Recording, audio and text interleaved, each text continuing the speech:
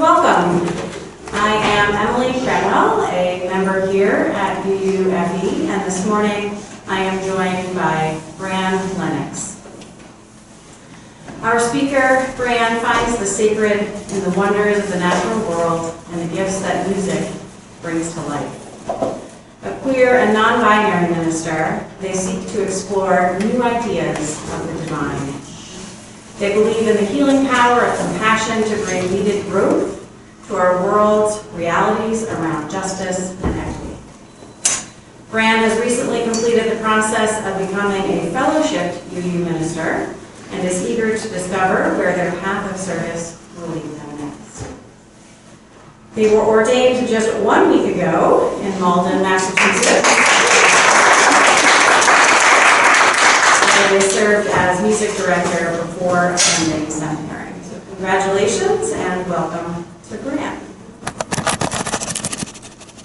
Gratitude to the many who are making today's service possible.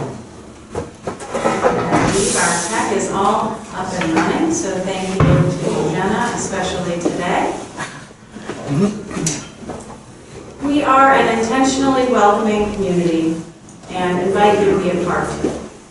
When we make this statement, we're stating our vision of love and acceptance. We welcome you, your background and beliefs, all racial and ethnic identities, sexual orientation and gender identities, and theological perspectives. You are welcome and accepted here.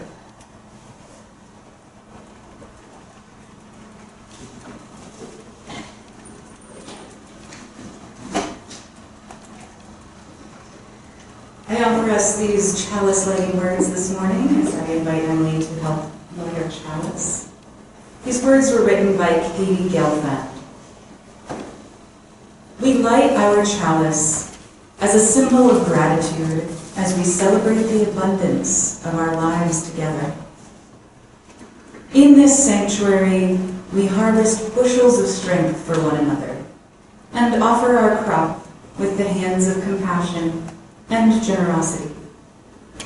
In the authentic and gentle manner of our connections, we cultivate a simple sweetness to brighten our spirits. May we be grateful for the ways we nourish and uplift each other, for it is the sharing of this hallowed time together that sustains us.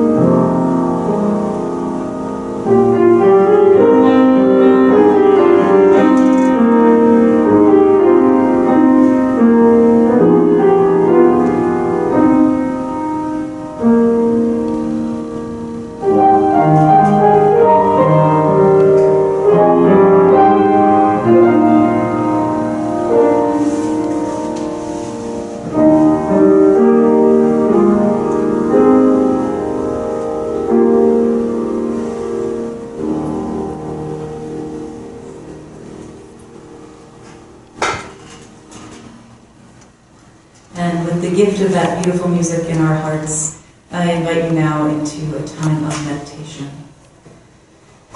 As some of you have already done in the drill, try to find yourself a little bit more comfortable in your body, whatever that means for you. If you're a person who meditates better when you're standing or walking, that's a fine choice to make right now. If you'd like to place both feet on the ground, your hands, palms up or down. As you begin to release the breath into a relaxed wave, your eyes might drift shut, or they might remain open, with a gentle gaze a little below your eyeline. Don't change anything about your breath. Simply become aware of it. Where do you notice it the most in this moment? Perhaps it's deep in the belly, in the chest. Perhaps you notice your breath moving through your throat, or gathering in your mask, hovering in front of the nose.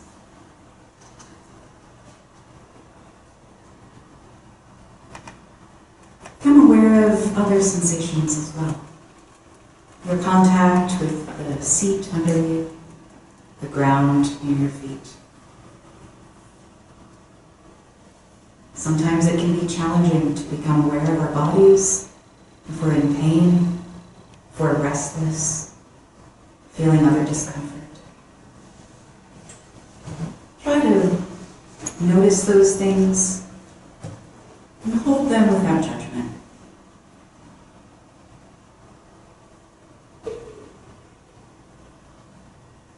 And if meditation isn't your practice, this might feel a little foreign.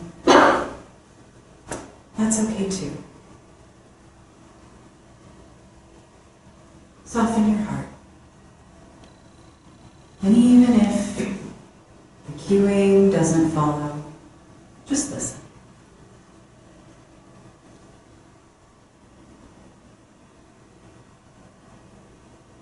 Now begin to feel the breath become more even.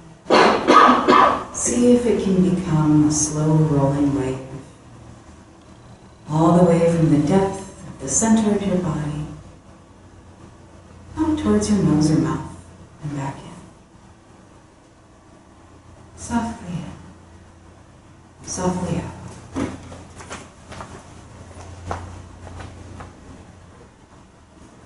Notice if there's anywhere where you're getting stuck. No need to change it or judge it. Just notice. Meditation is the heart of awareness.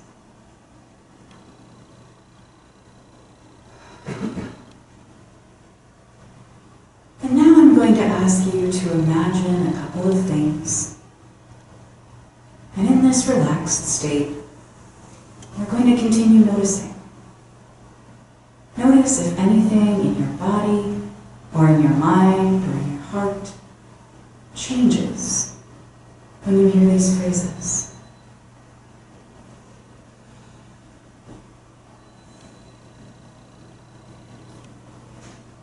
Think back to the last time that you gave somebody help or assistance.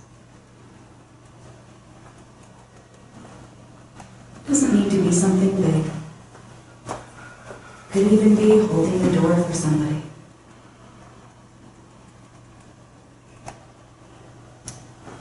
Notice how that feels in your body, the act of helping someone else.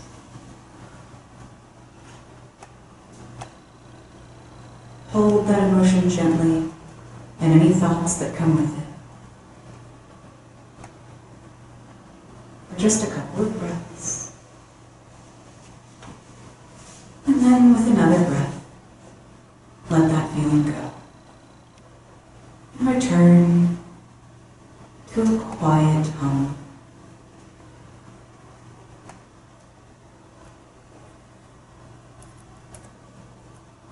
And now here's the second thing.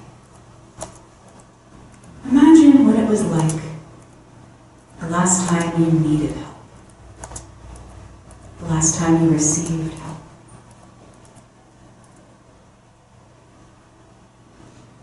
You may feel anxiety about it, or shame, or not. You could be okay with it. There's no judgment. Simply hold that, the space of a few breaths. Embracing your experience with awareness.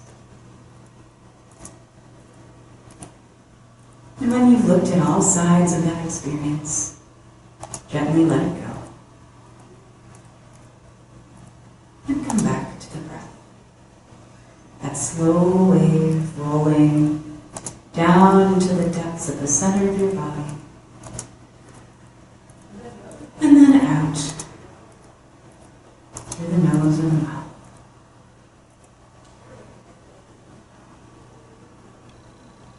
Feel the ground beneath your feet, the seat beneath your body. And when you're ready, wiggle your fingers or your toes. Let your eyes open if they aren't already. And give yourself a bit of a cleansing sigh as you return into this space together. And come back to our service this morning.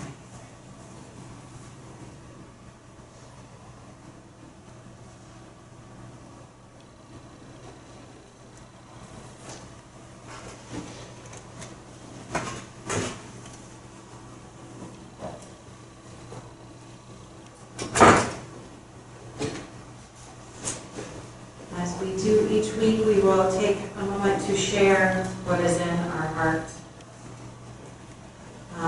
Those of you, Bozena, I did not confirm this. Are we still sticking with chat for those at home to share joys and sorrows? You can hold up. Yes. Okay. So for those of you at home, if you have a joy or a sorrow that you would like to share, you can enter that into the chat, and we will read it aloud for you.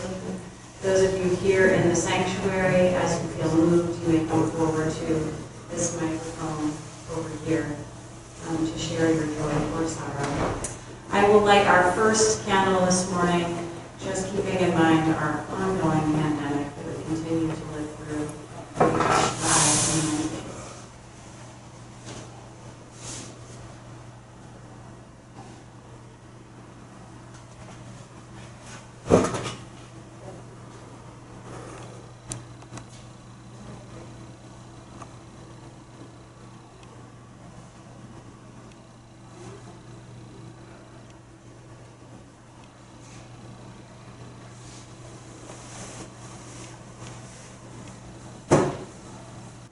A moment to hold those joys and sorrows.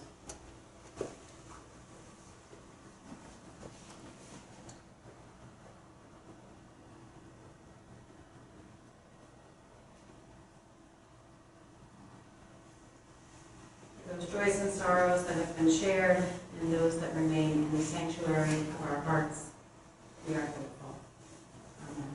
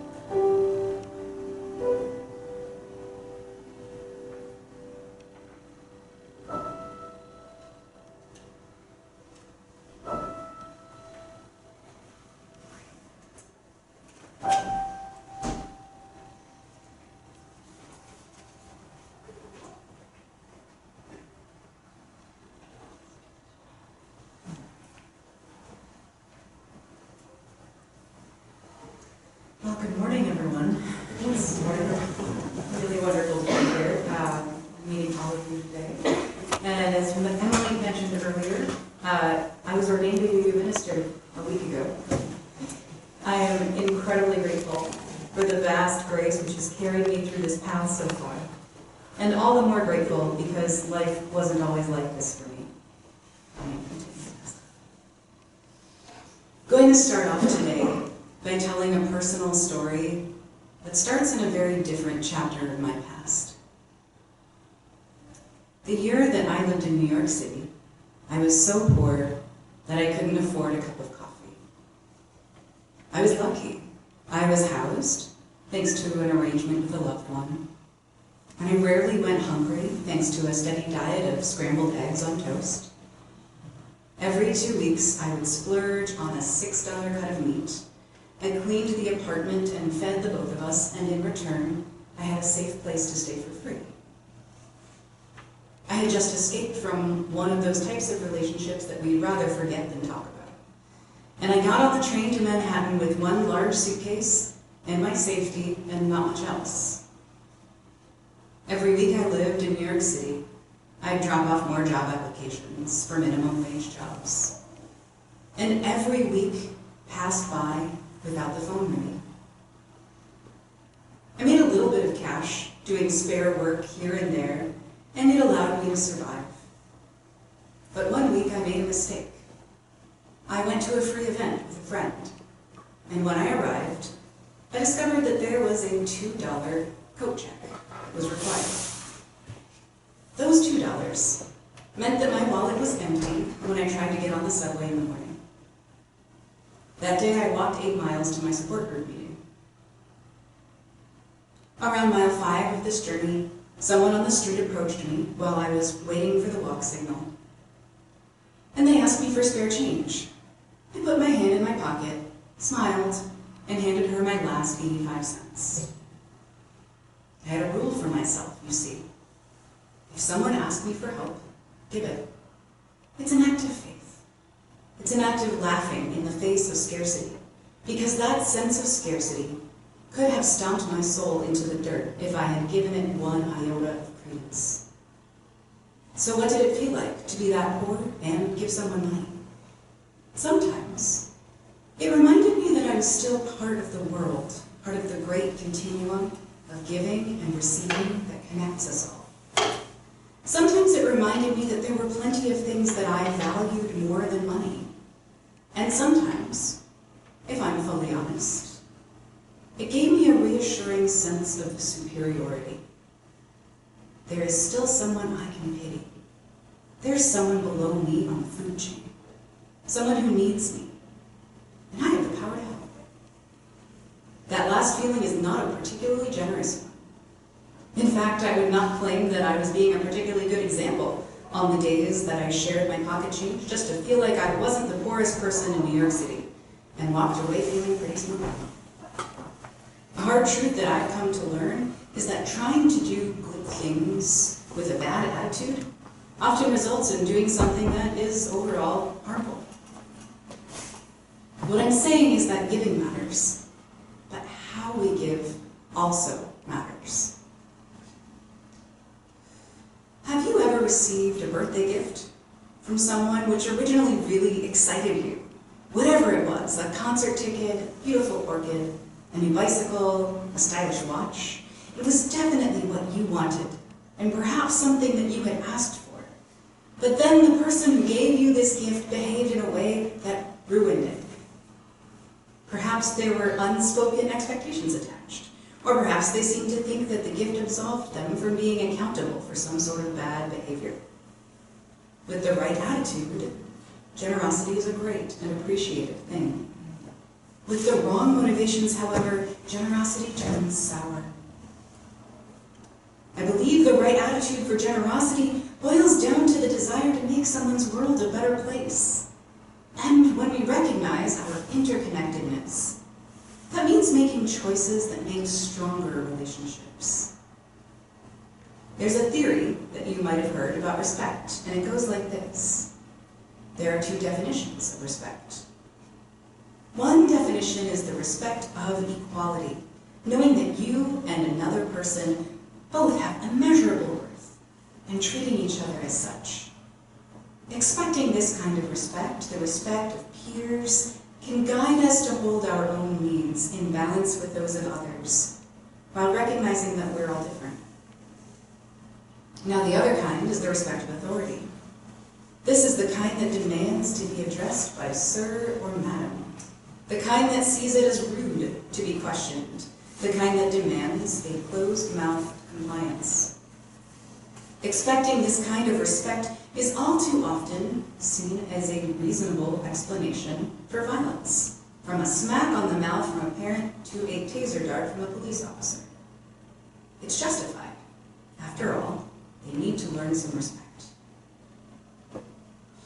Now, these two radically different definitions of respect come from two radically different ideas of how we ought to build relationships.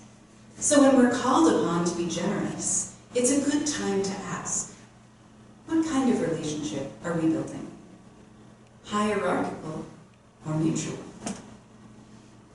A relationship between equals, or one where somebody is superior? Every day, we in the United States experience one particular type of hierarchical relationship, that of economic class.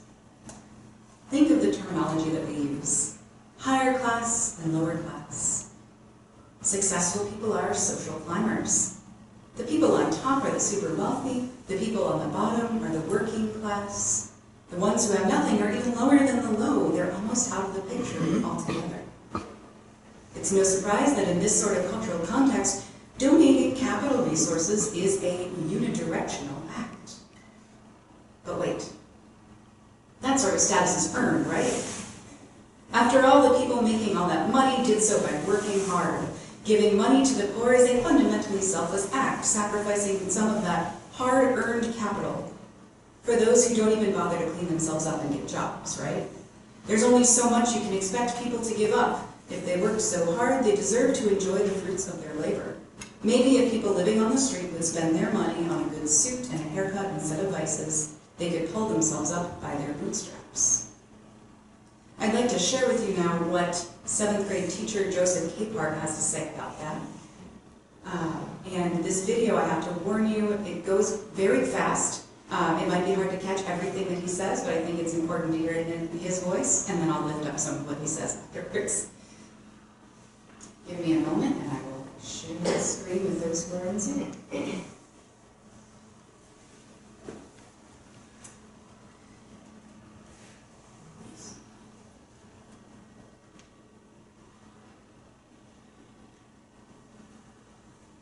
Hopefully we'll be able to hear this all together.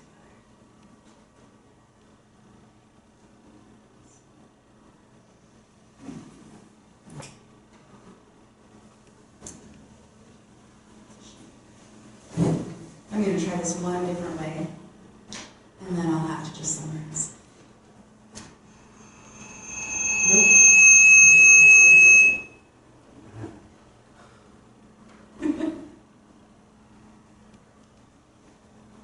right, my apologies. We will just summarize this.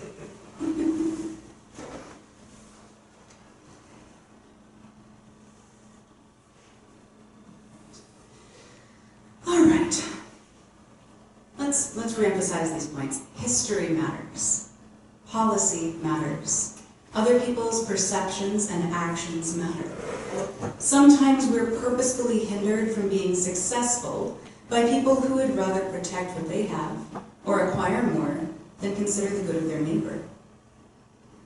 And he ends this on a note which hits me right in the feelings, which is, life isn't fair. Let's do what we have to do to make it more fair. Don't romanticize struggles so much that you fail to see how this country is letting people down. Because truly in this country, it takes so little to lose everything. We've bought so deeply into the idea of worth by merit that statistically, most of us are just one injury or illness away from total bankruptcy. What separates a middle-class person from an unhoused person? Well, in many cases, luck of the draw.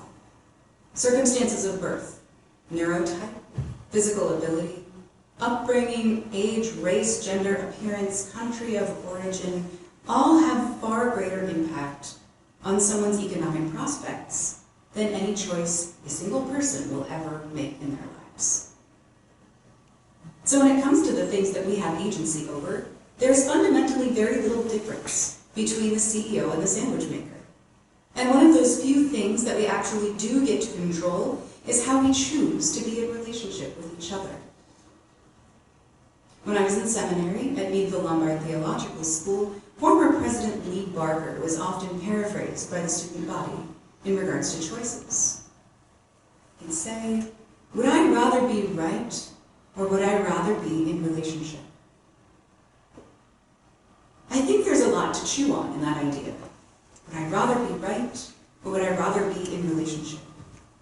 And it's certainly become a cornerstone of my marriage. But I think it also has some interesting implications when it comes to generosity.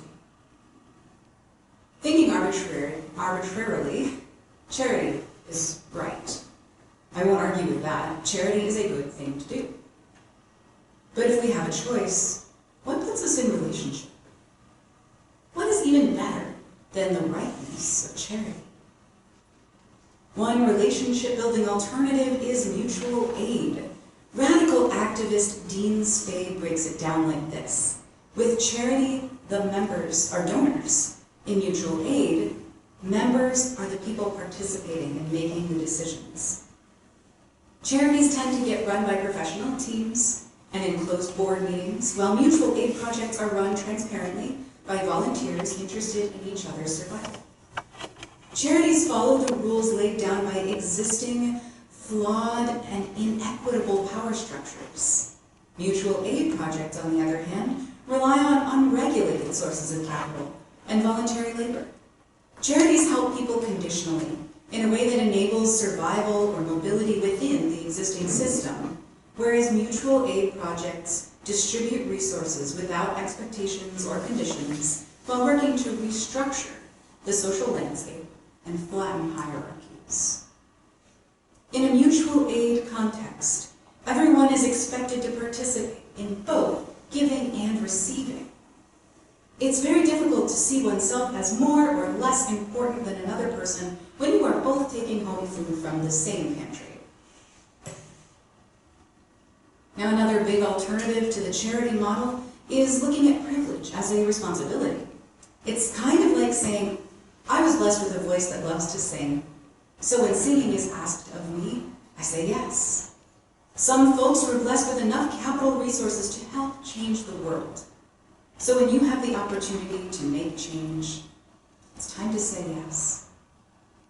Sure, writing a check is a great place to start. Don't let it end there. Just like voting, it's an important thing to do to help protect others, but there are hundreds of thousands more opportunities to improve public policy in those 4 years between election cycles. While training for ministry, we are often challenged to define what faith means to us. My personal definition is this: faith gives us the means to, temporarily, travel directly from surviving to thriving without having to pass go. Similarly, a faith community is the place in which we can be temporarily exempt from the laws of that hierarchy of scarcity which we were all born into, receiving and contributing resources as we need. I believe the church should be a place where we can reorder society on a minute scale to short-circuit those systems that create economic and class inequality in our larger society. Now, obviously, this is an aspirational model. Many faith communities do a decent job of living up to this goal, but in certain ways they can fall short. And that includes Unitarian Universalist congregations. I have yet to discover a UU community which has magically overcome our cultural context, and class division continues to exist in a multitude of ways, both spoken and unspoken. At the church where I served my internship, I spent the better part of 2 years exploring narratives about class within the congregation, and together we identified quite a few areas which were ready for growth from an economic justice standpoint. But let me tell you a story about something kind of amazing that happened in that internship church, which proves that we have the potential to escape the more hierarchical practices of generosity. Every November, there is a national holiday when, traditionally, people get together with their loved ones and eat a big meal. Sound familiar? But 1 year ago, we were, for the first time, facing the realities of a holiday season in the context of a pandemic. In previous years, this congregation had offered a Thanksgiving feast, open to community members of all means and backgrounds, a chance to share the holiday meal side by side with others. This was an event that many looked forward to throughout the season. Last year, however, we knew it would be unsafe to gather together and eat together in person. But how could we allow Thanksgiving to pass without providing for those of us who depend on this event for physical, social, and spiritual nourishment? Now, the ministry team and the staff decided together that we would work with a team of volunteers to help bring meals to those who wanted one. And we asked for responses from those who are willing to volunteer, as well as those who wanted a meal delivered. In the first few weeks after we announced this plan, I received many responses from people who were willing to deliver meals. In fact, I received quite a few responses from people who were eager to deliver meals. Several members of the congregation wrote to me that it would mean a lot to them to be assigned some deliveries, because being of service during this holiday season was extra meaningful, during a year when days had so often felt meaningless. Here's where the story gets interesting. With the holiday coming up fast, I only had about a third as many people who had asked to receive a meal as those who had offered to deliver one. I ended up having to put a call out to encouraging people to accept meals. And in the end, we were able to feed around 60 families in the congregation and the surrounding community. And it was a very special day for the volunteers who cooked, the volunteers who drove, and the volunteers who ate. In that moment, the willingness to receive a Thanksgiving meal became a generous act. The needs which were present then and remain present now are connection, fulfillment, purpose, hope, a sense of community. Together, we have the means of surviving covered, and we're now offering each other the means of thriving. This is the magic of the faith community. Church needs to be a mutual space. Each church needs people to give their time, talent, and capital because the people also have a need to be in the continuum of giving and receiving. Each of us will get very little fulfillment from this arrangement until we take the time to inspect what it is we think of ourselves when we give and when we receive. When we put ourselves in solidarity with each other, knowing that each of us is a being of immeasurable worth, knowing that what hurts one of us hurts all of us, and knowing that what heals one heart goes on to heal the world. The next part is easy. This loving solidarity is what gives us the power to break down the pillars of a system that condemns and exploits our own human family so that the select few can continue hoarding wealth and we can feel a thrill of sympathetic superiority when we can reach into our own pockets for change. Loving solidarity reminds us that our value is not dependent on what we give and how much. We're all holy and whole and deserving of the deep connection which comes from supporting each other into thriving. 2020 was, of course, a viciously hard year, and for many, 2021 has been no easier. We have all lost so much in these past 22 months. So if there's one thing that we find in the coming year, let it be the wisdom to choose relationship. Let this be the year that we learn not to stop at casting a ballot or writing a check. Let this be the year that we start to learn the deep satisfaction of living in solidarity and mutuality. Let a community of connective thriving be our holiday gift to one another. My prayer for 2022 is that we recognize that sharing our needs is as valuable as sharing our goods. I pray that we no longer allow what we give or what we take to set us apart from others, but bring us closer together. I pray for the clarity for us to see through the carefully crafted illusions of scarcity and comparison which are used to divide us. I pray that we reach out for each other as though for a sibling, a cousin, a dear friend, knowing that what happens to the least of us happens to us all. I pray that no one is forgotten. Let this be our prayer, and let it carry us forward into a new and healing world in the year to come.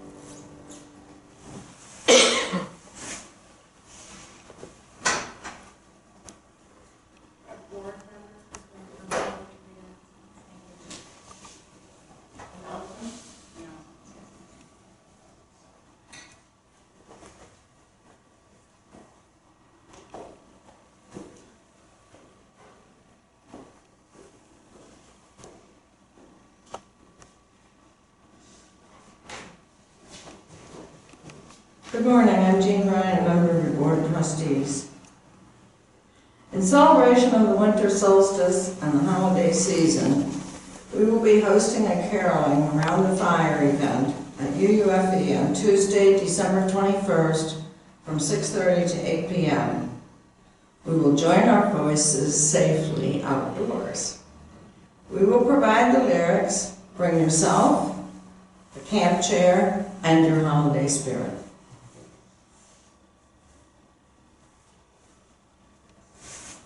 And I think that's it.